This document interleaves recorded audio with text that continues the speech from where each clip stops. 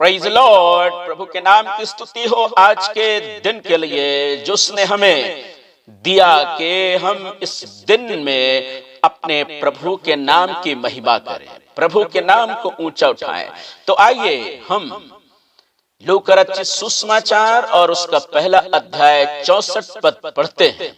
तभी तत्काल उसका मुंह खुल गया और उसकी वाणी फूट पड़ी, वह बोलने लगा और परमेश्वर की स्तुति करने लगा।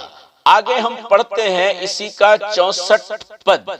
तो यहाँ पर इस तरह लिखा है, इज़राइल के प्रभु परमेश्वर की जय हो, क्योंकि वह अपने लोगों की सहायता के लिए आया और उन्हें स्वतंत्र करेगा। आगे बढ़ते हैं।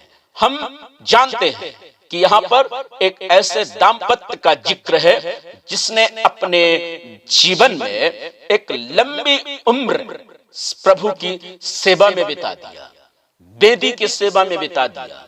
और आज उसी दाम्पत्य जीवन के बारे में हम यहाँ थोड़ी देर विचार करेंगे कि उन्होंने अपने जीवन में सेवकाई के दरमियान क्या प्राप्त किया है। Praise Lord. आज हम बातचीत करेंगे क्रिसमस से पहले की एक कहानी में। हम एक ऐसे व्यक्ति से मिलते हैं जिसका बोलने का उपहार खो गया था।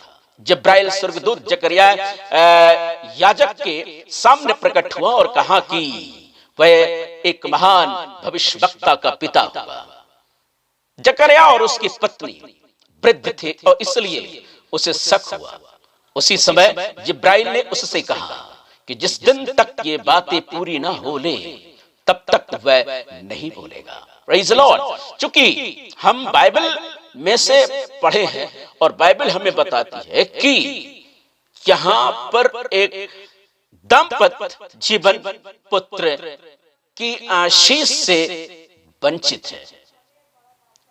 शक न हो इसलिए उसकी आवाज छीन ली जाती है और वह दिन आया और चमत्कारिक बच्चे के नामकरण समारोह में जकरिया बोला।